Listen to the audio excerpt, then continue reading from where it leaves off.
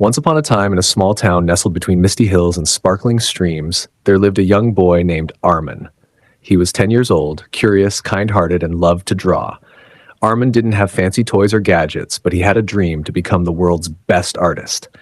Every afternoon after school, he would sit by the window with a small notebook and a stubby pencil and sketch whatever came to mind. Birds flying in the sky, houses with smiling windows, and sometimes even flying whales and dancing elephants. His drawings weren't perfect, but they were full of imagination.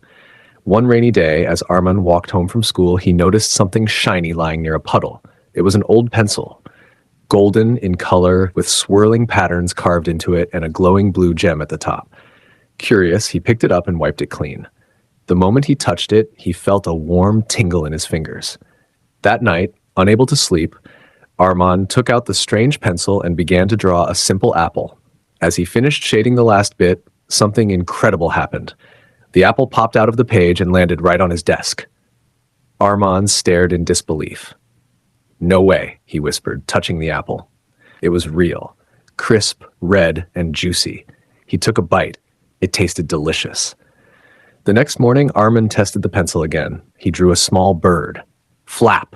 The bird fluttered off the page and chirped happily, flying around his room before perching on his shoulder. "It's a magical pencil," he exclaimed. From that day on, Armin's life changed. He used the pencil to create toys he could never afford, extra food for his family, and little gifts for his neighbors. But he kept the pencil a secret, hiding it in a box under his bed.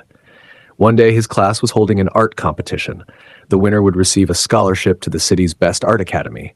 Armin wanted to enter, but he hesitated. Should I use the magical pencil? He wondered. It felt like cheating. After thinking for a long time, Armin made a decision. I want to win because of my own skill, not magic.